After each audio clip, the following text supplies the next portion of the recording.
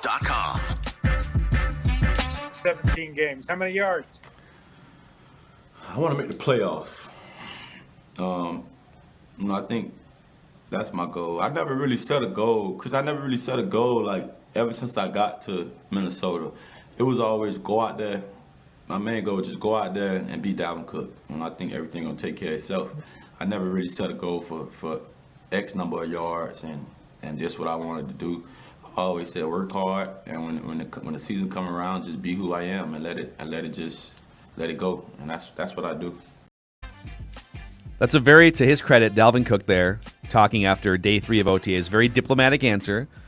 He was trying to, Chris Thomason, I think that was, from the Pioneer Press, trying to bait him into a selfish yardage. How many yards? 17 games now? You're going to 2,000 yards? And he goes with the team goal. So that's a good answer by Dalvin Cook.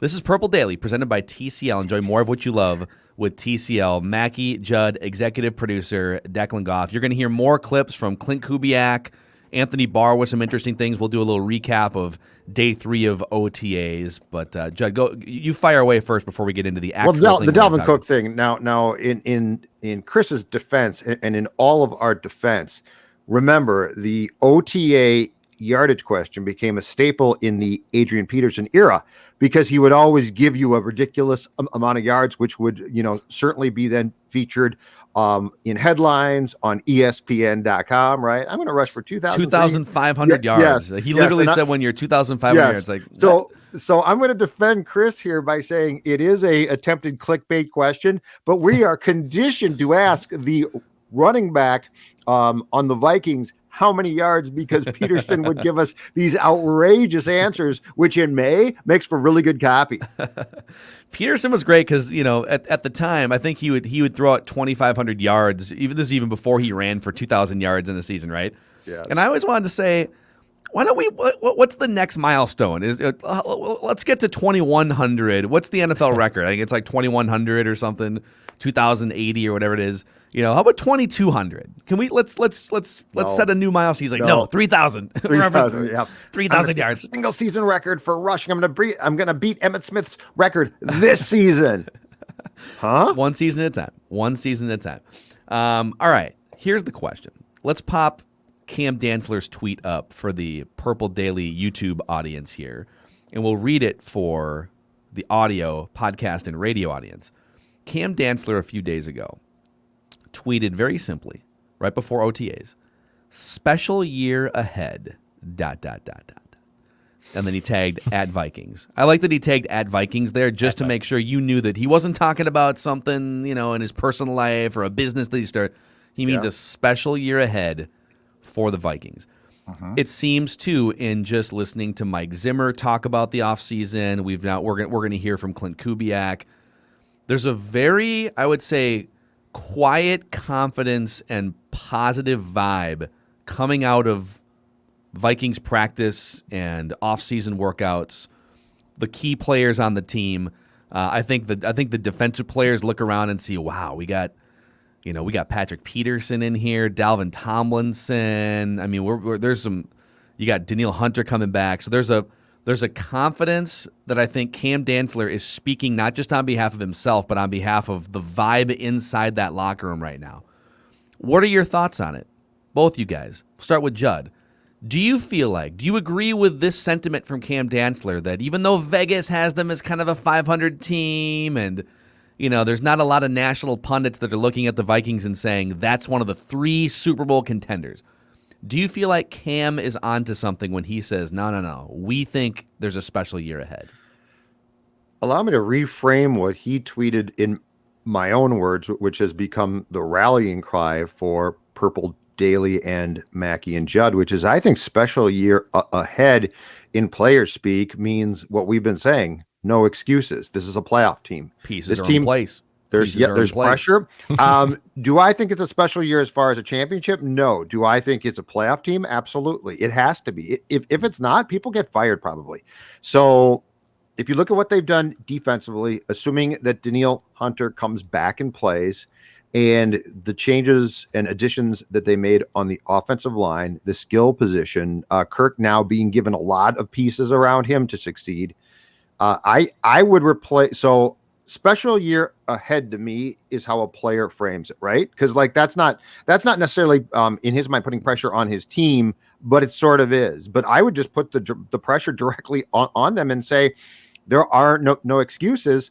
And so yes, it should be a playoff year. And the other thing to keep in mind too is, I mean, this is the whole Zim thing, right? Made the playoffs in 2015, made the NFC Championship game in 2017, won a playoff game in 2019, missed the playoffs in all of the even years, but we are now back in an odd year.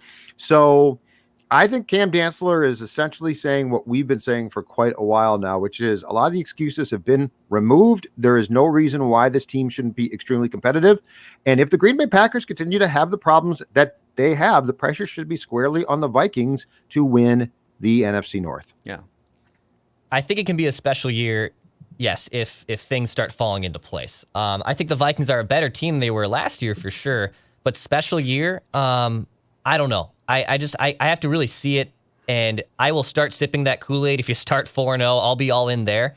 But at the same time, I just have tempered expectations. I think it's a playoff team for sure, but tempered expectations until I see the results in front of me. And then, yes, the Kool-Aid, I will be bathing in my Corona hard seltzers in the purple Kool-Aid. Can I say something to that, though, Dex? Because I get your point completely from a fan standpoint. I think Cam Dantzler tweeted the old school yearbook equivalent of this is going to be the greatest summer ever. Okay. Well, like when your friend would write that, right? Greatest Declan, it's been so much fun. Senior year's been great, but before we go to college, it's going to be the greatest summer ever. Now, is it really? And you got to make that great summer happen, right? You got to go Absolutely. on a vacation. You got to go, a little summer fling, right? You got to put in the work. But that's also that line, greatest summer ever, is also written with hope, right? Like it's going to be great, right? And Declan's like, yeah, it's going to be great. I think Cam Dantzler is doing the Twitter equivalent of that, which is special year ahead, right? It's going to be a great year. Last year was tough. So that's sort of the parallel in how I see what he's doing here. But This is this needs to be a playoff team. Yep. I will say, so I side more with Cam Dantzler than I side with Vegas, which is probably where that's probably my first problem. Vegas doesn't build these casinos and high-rise hotel complexes just randomly, right? They build those off the back of being right more often than they're wrong. And when Vegas says this should be a decent team, but they're not going to be a Super Bowl team, then I should probably heed that warning sign. But I really think if this is going to be a special year, if there's a special year ahead, as Cam Dantzler tweets, I think it comes down to three main components. Number one, health, right? I mean, last year, out of the gate, no Danielle Hunter. Later on, you wind up losing Eric Kendricks for the final crucial month of the season.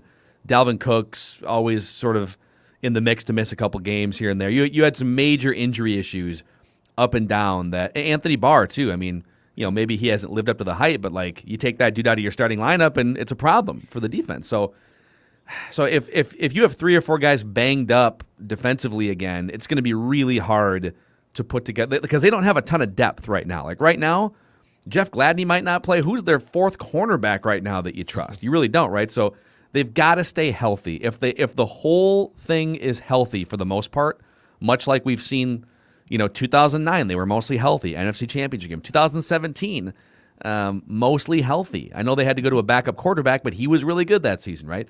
So if you can keep the starting 11 on both sides on the field, I like this roster a lot on paper, but oftentimes the teams that win in the end and are the Final Four standing, it's a battle of attrition and depth, and that's the one thing I worry about. Number 2, if this is going to be a special year ahead, Kirk Cousins has to play just like he did in the last 2.5 months of last season, but for the whole season. He has to bring that level of play, not just when you're 1-5 and the pressure's off, not just against the Jaguars and the Panthers. You got to bring it against the best teams on your schedule. And you got to do it in prime time more often. You got to do it against the best teams. I know that you brought your team back twice already in the 4th quarter, but you're still down in a back-and-forth battle against Russell Wilson. Do it again. Do it again, right? So he's got to have the best season of his career. do what he did for the last couple months, but do it over the duration of the season.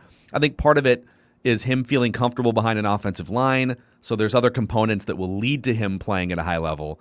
But he's got weapons on offense. There's a lot of teams in the NFL that would die to have Thielen, Jefferson, Dalvin Cook, and a couple decent pass-catching tight ends.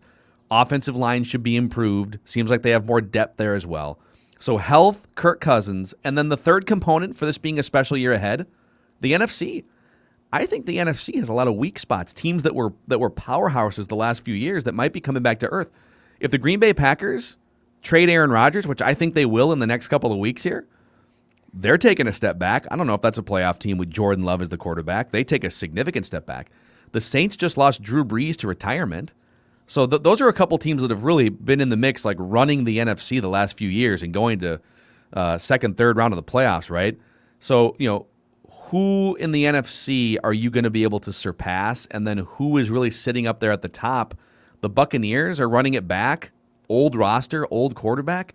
So I actually think the NFC is sort of there for the taking. The Rams should be good, and you should insert yourself into that mix. So if those three things happen, if the C's sort of part in the NFC and Kirk Cousins can play at that level all year and the Vikings can stay healthy, then I agree with Cam Dantzler. There can be a special year ahead for sure. What qualifies victory total wise as a special year?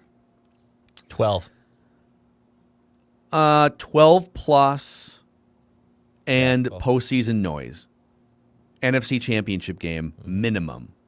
If it's to me, there's no such thing as a special year Greatest summer ever that falls short of the NFC Championship game. And I would even say, like, defining the word special for this franchise. This franchise has been to Super Bowls. It's been a while. They've been to NFC Championship games. They've won double-digit games in divisions all the time. It happens on a regular basis, right? Mm-hmm. None of that stuff is special anymore. Going to the Super Bowl for the first time in like 4 decades would be special. Mm-hmm. Winning a Super Bowl would be special. So I like defining what the word special is. It has less to do with the regular season and to me more to do with what you do in the postseason. Right, because there's no context here, so you can't tell. But yeah, I think you're right. I think special, if we're talking about really special, I think you win in what now, a 17-game season? I think you win approximately 13 games. And it's more about your run in the playoffs. It's more, and you know what? Here's what qualifies to me as the start of something truly special. Playoffs, home field advantage. Yeah. Because if you get that, and I know it blew up, unfortunately, in 1998, but if you get that in that building where there's a ton of noise and it's going to be full again, and that's going to change the dynamic quite a bit, you are putting yourself in a position then to at least make a serious Super Bowl run. If you have to play a road game in the first round again, I'm sorry, that doesn't qualify as special. Like, that's fine. But I think special is 13 or more wins and home field in the playoffs, giving you the best possible chance. And of course, if you get the top overall seed, you still get that first round bye. That's special. Yeah. Yeah. The regular season thing, like, ultimately, I think Zimmer and all the stakeholders are going to be judged by what they do in the postseason. But I think in order to set yourself up to do damage in the postseason, you have to be playing at US Bank Stadium. It's a lot harder to get that bye now because there's only one bye as opposed to two, right? Yeah. But like that's a big, you have to do some major damage in the regular season to put yourself in the position, because I think just going off 16 game records the last 3 decades. We think in terms of 10-6 and 11-5, like, this is a really good season. Yeah, but that 10-6, 11-5 still makes it a really hard road to win a Super Bowl, because you're not going to get a bye. You're probably not playing home games throughout the playoffs, right? Yeah. So US Bank Stadium, and we'll talk more next week about the crowd advantage the Vikings will have again this year. It all starts with doing more damage in the regular season, setting yourself up to play home games at US Bank Stadium. Yep. And then you can have a special ending potentially. Which means in the last quarter of that season, 2021, you're going to have to go on the road into some really tough environments where it's going to be cold and miserable, and not do the old school good Vikings team thing, which feels like you always lose a game there, right? It's like we would have had home field, but 2009, 17, What you need to do then is, you need to go through the regular season. And this is where, Phil, your point about Kirk to me becomes so intriguing, because it's not about can Kirk accumulate impressive statistics. We know he can. He's done it. Yeah. Like that's there. The question is the consistency. And from week 1 through what's going to be week 18 now, can Kirk Cousins go out there, health provided, and continually do it and be consistent? And you know what? You're probably going to have an off game or two. But my challenge there is, can you win that game now? Like, are you at a point in your career where you're not going to have a great game every week, but you win those games? Because if the answer is no, we're going to fall back into old traps. If the answer is, you know what, we can win these games where our quarterback isn't necessarily a star, that's how you get home field advantage. Yeah. You like that? So, well, we will hear shortly from Klint Kubiak. Spoke for about 10 minutes yesterday. We're not going to play the whole thing. We'll give you some clips of Klint Kubiak. Anthony Barr had some really interesting things to say, but a quick word here from us on Purple Daily for your product. Yes. Product A. If you would like to be part of Purple Daily and have your message in front of thousands and thousands of Vikings fans every day across YouTube, podcasts, social media, hit us up. pmackey@scorenorth.com. Look at all the different beers that Judd would happily drink on camera for you. This could be your beer, and I promise I will drink it on camera. If you own a bidet company and you would like Declan to talk about the splashy freshness that he gets every time he goes to the bathroom on this show, yes, hit us up. Send me an email. In all seriousness, we got some room for a couple more partners and sponsors. So if you want to, if you own a business and you want to be part of the show and partner up with us, send me an email, pmackey@scorenorth.com.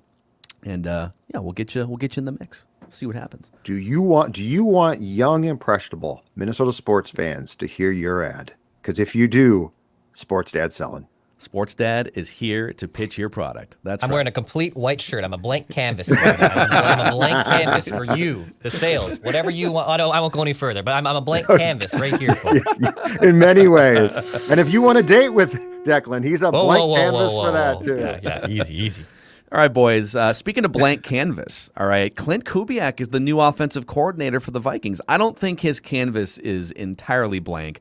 I think Mike Zimmer has put together about 90% of the painting and said, all right, you can color in the edges over here, and why don't you paint a dog in the corner over there? But the rest of it's just Dalvin Cook getting the ball on handoff. So let's hear, Declan, you throw out whichever ones you want to. Take us a tour through the Vikings' new offensive coordinator's first OTA media session. Yeah, let's hear from him on Jusint Jefferson in year 2 after a stellar rookie season. Well, I think I know we drafted a high-quality character guy in Justin. A very intelligent guy who he's smart enough to know that he's going to have to work even harder now to get the same production.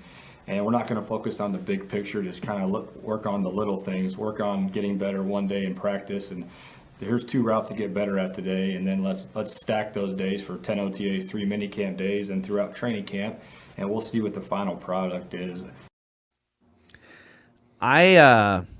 It's been a long time since I've been like this all in sure on a young Minnesota sports player. Even like Twins players that come up, like Miguel Sano kind of scars you. I like Alex Kirilloff, but I'm still waiting. You never know with some of these guys, and we've seen it with the Wild where guys will come up and like, oh, Grandin looks really good, and then he just kind of settles in. I have never been more sure. Jusint Jefferson is flat out right now one of the 5 or 10 best receivers in the NFL. And as soon as some of the old guard starts to get over the age of 30, he's going to be in the mix every year as like the top fantasy receiver, for instance, right? Like He's that good already. So I'm all in. So if we were to take Justin and do what I guess we could call a Moss meter, which is so like the day he got here, it was just clear he was a Hall of Fame superstar player.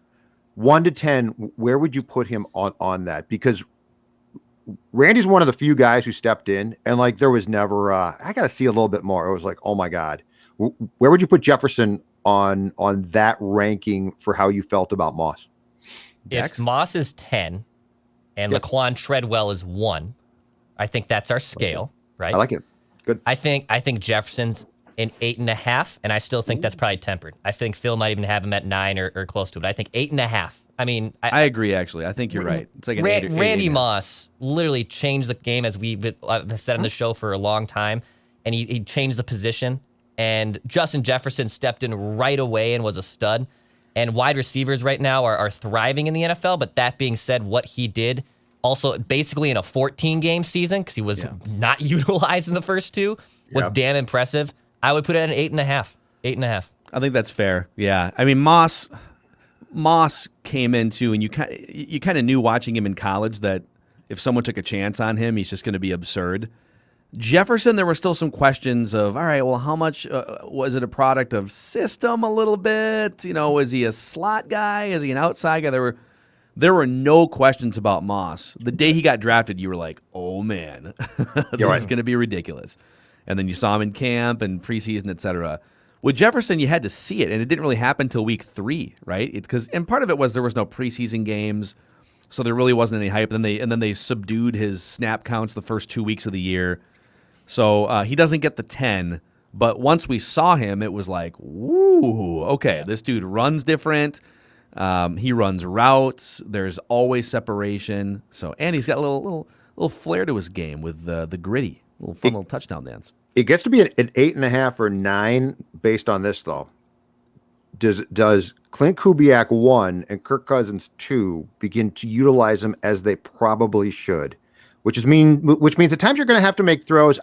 What I want to see them do with Jefferson this year is more deep routes and make throws that Kirk definitely can make, but doesn't really like to make. Those throws have to be made. To make Jefferson as dynamic as I think he can be, I think there's way more there. And it wasn't that Justin himself didn't unleash it. It was sort of like the Vikings offense didn't, right? Yeah, So by the end of the year, he was getting. By the end of the year, he was getting the targets that he probably should have been getting earlier. Right, but I'm saying he should get the targets, and he did. But what he also should get is how he's targeted. Like, there's going to be times where he looks on a deep route like he's not going to catch the ball, but he can. So, like, that's my next step, because there was an ultimate faith basically from, I think, day one with Randy. They made throws to him where you're like, oh my God, that's not going to, it just worked. Yeah. Statistically, he was 18th in the NFL in targets last year, Justin Jefferson. Stephon Diggs was number 1. So Stephon Diggs was targeted 41 more times last year than Justin Jefferson was. So that's a pretty big gap. I mean, that's like three extra targets per game for Diggs over Jefferson. Last thought from me on this is I also need to see some of, and I know Kirk trusts Thielen implicitly most of the time.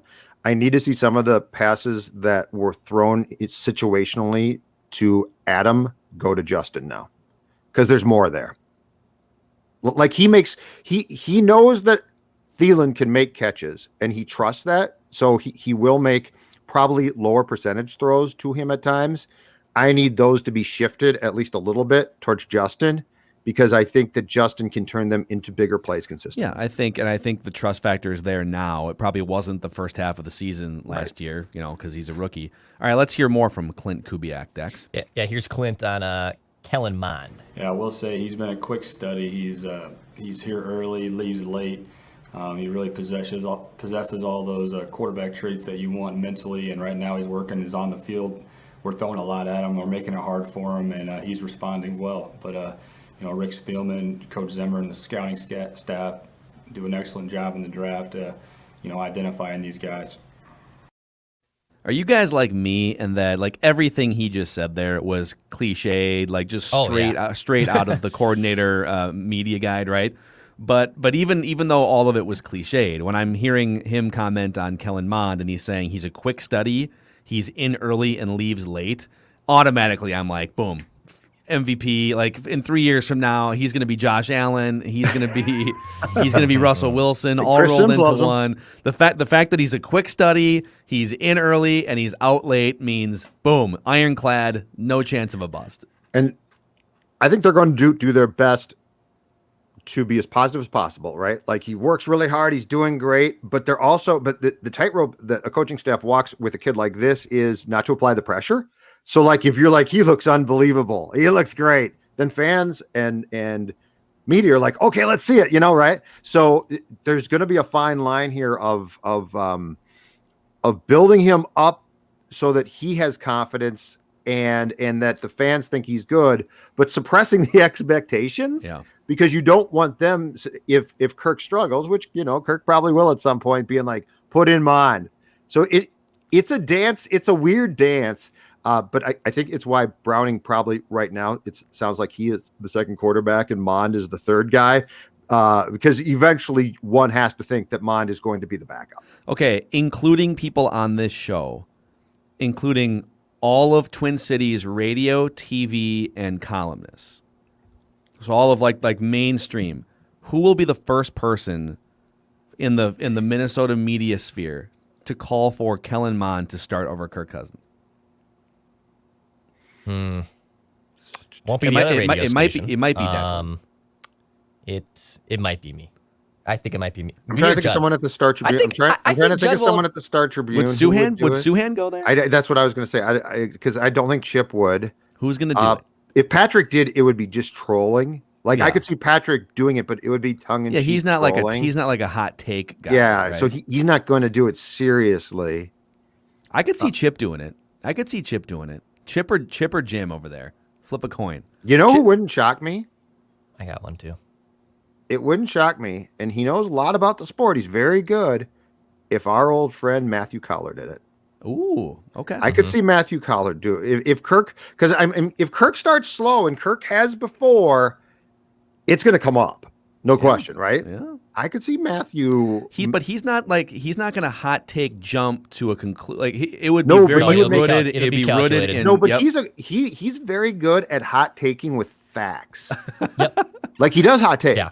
But I he mean, does like, it. he but literally supports it. He literally had the Twins blogosphere trying to get him fired from Score Yes. North for saying Miguel Sano is bad at baseball, but all of it was rooted in scouting acumen and everything. Yeah, so I don't know. It would be me. It depends. I mean, Kirk would have to fall. Kirk would have to be really bad. But if Kirk has a first 4 or 5 games pre-bye week like he did last year, I mean, it's going to be hard not to at least question it, right? Yeah. That Atlanta game was one of the most atrocious games I've seen for a quarterback who didn't get lifted. Yeah. I would say Cronin too. I think if he got off to a bad start, Cronin basically called for him to be benched during I think that Falcons game. She called for Mannion to start or to play at one point, right? Yeah, I think it was I during the agreed with Falcons her. game During that the Falcons he should have been benched during that game. He was so atrocious. So I wouldn't be surprised if all of CC did it. She Wouldn't wasn't shock me. wrong. C squared. Yeah. All right. What else we got from Klint Kubiak? Yeah. One more here. We got Klint Kubiak talking about the rookie offensive lineman that the Vikings have drafted this year. Absolutely, yeah. We want those guys to earn their stripes, and we got, it's a lot of things that are new to them right now. So we got good veteran coaches with Rick and Phil getting those young guys ready to play. But the mindset right now, we want to move some guys around and see, Ezra left, we can get Dakota right. Those guys are, they're Swiss Army knives. They know many positions. So we want to make sure they know as many as possible because things happen in the season and you got to move guys around. This is the time of year to try those things out. So I'm very happy with our rookies thus far. They've been working their tails off. Again, I can't say enough about their coaching. There's none better in the NFL. Rick Dennison and Phil Roush are unbelievable guys. A lot of Oh, poor Judd. Judd is falling asleep. He's Dakota Dozier, the Swiss Army knife. Yes, that's what got me. I know. I know. Yeah, Declan I know. got it. It was I got Dakota it. Dozier, the Swiss Army knife. Okay, it's like congratulations, you can play multiple positions, but I think we should add one word to the end of like being a Swiss Army knife who can play multiple positions. Well, can you play multiple positions? Well, that is the key question there. Oh my God! A lot of propaganda there, right? Trying to little Yes. puffing up of Dakota Dozier and then the puffing up of Rick Dennison. Because what happens is everyone looks at this offensive line being garbage in pass protection for years, and they look over who's the offensive line coach, right? That's the pitchforks come out, Yep. and so the Vikings know that Rick Dennison has been taking some shots from fans and media. So when Klint got that job, how much work is done with him immediately to prepare him for the press to ask him questions? hours. Because I mean, would that say was like multiple hours. he with literally Jeff did- Anderson, or like they've got he some good said- PR people there. Yeah. He said nothing in any of those things. Like, there's not even a hint, a kernel of, oh, I can run with that, right? Yeah. Well, the question there was about, his answer was to a question about the rookies, Wyatt Davis and Christian Darrisaw, running with the second team. And it was, hey, are those guys on the second team because they have to earn their way to the first team? And he said, yeah, like we want those guys to earn their stripes. And then he went into the versatility of Ezra Cleveland. And this is a really good time now in the offseason workouts to just like try guys at different positions. They're not trying Ezra Cleveland at left guard. He is their left guard, right? Dakota Dozier is a lot of things. Swiss Army knife is not one of them. Like, if you're bad at left guard, you don't get moved to right guard. And oh my God, we've got a Pro Football Hall of Famer now. He's a Swiss Army knife. All right, let's hear also from Anthony Barr, who's coming off an injury, coming off of a little bit of an ego blow, restructuring his contract. So let's hear what he had to say about that. I never had tore a pec before, anything like that, but I kind of knew what that feeling was. Kind of told the trainer what I thought happened, and it proved to be true. So it's unfortunate, but it's part of the game. I understand. It comes with playing, and I mean I think it's just kind of speaks for itself as to why I didn't want that to be my last memory. It'd be a pretty sour note to end on, and with all the great memories that I have, I think that one would be the most lasting. So try to put that in the back seat and move forward and look forward to hopefully a healthy and productive season. Yeah, so I mean, there was an arm wrestling match between the Vikings front office and Barr's agents, right? Just in terms of what's a fair number for him to play on, and I think the Vikings were probably sniffing around trade options too. So listen, we'd like to keep you on the team, but it can't be at the $14 million cap hit or whatever it was scheduled to be. And every time I hear him at a crossroads, whether it was when he almost signed with the Jets and then came over here, or whether it was this time around and what he just said in that soundbite, he loves the Vikings. Yeah. He loves Mike Zimmer. Yeah. And he just loves playing. Like, he'll play here for less money. He'll like, him saying he doesn't want him missing half the season with a pec injury to be the lasting memory of him as a Viking. And so, like, we can nitpick him for maybe not living up to all the expectations, but he loves the Vikings, and so hats off to him for always finding a way to come back in purple. He's going to have to be led to the door and shoved out, and it's going to have to be locked at this point. Like, I mean, there's no question, because they did. I mean, they threatened him. They said, we will trade you if you don't take a reduction / restructure. And he said, okay, eventually. So yeah, I'm with you. Like, when you are talking to the Jets and the Jets are about to pay you life-changing money, and you're about to, get incredibly rich. And yeah, the Jets suck, but who cares? You're getting paid. And you call the Vikings and say, I'm basically throwing up. I don't want to leave.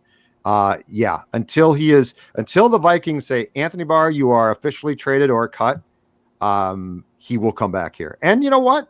They like him. It's fine. He took less. I think we need to get to a point with him. I guess my comp in a way for this week is I think we need to get to a point with Barr like we do with Barrios, which is they're never going to be what we thought. Like, we could talk about it all we want. Barrios should be an ace. Barr should get sacks. Ideally, I'm right on both of those. But that doesn't make them bad players, that they aren't what we expected. Yep. They're valuable in their lane. The question then becomes, how much do you have to pay them? Yep. And in the case of the Vikings, there's a limited amount of money you can spend on your roster. And at one point he was the highest paid non-quarterback on the team. And that just doesn't make sense. So now that's been corrected, and we'll see. And because of that correction, the Vikings were able to add a Dalvin Tomlinson or a Patrick Peterson. So it helped the whole team, him taking that restructure as well. All right, boys. Good breakdown of OTAs there. Powered by Federated as well. Federated has been helping business owners with peace of mind. You think about the Purple needing maybe a little more peace of mind and risk management in the secondary if they lose one of those guys. Well, if your business is, especially coming out of this pandemic, is just in need of some updated policies and you want to make sure that things are going in the right direction and you are protected as needed, Federated Insurance will help you, as they have been for over 100 years in the state of Minnesota. FederatedInsurance.com, and remember, at Federated, it's our business to protect yours. And don't forget, Judd Zulgad, if you're interested, Judd Zulgad will talk gleefully about your company right here. Maybe you're a brewery. Yeah, maybe, I was going to say, let's get a brewery. Maybe you're a on major board. retailer and you just want Judd to wear some of your goofy clothing or something, right? Hoodies. Send an email, pmackey@scorenorth.com. We've got some room going into the second half of the year for some partners, and we'd love to hear from you if you're a business owner out there. Absolutely. Yeah, I am here for it all. Hats, hoodies, Judd beer. will shave your company's name into his chest hair Oh. and bear it all on Purple Daily. Chest hair. That's right. I'll go back here. Nope, actually, bad idea. That's going to be a no for us, dog. That ain't happening. I love it. All right, Talk we'll to see you guys for a little Bye. 4-question Friday tomorrow. Don't forget Mackie and Judd, also daily conversations that you might enjoy.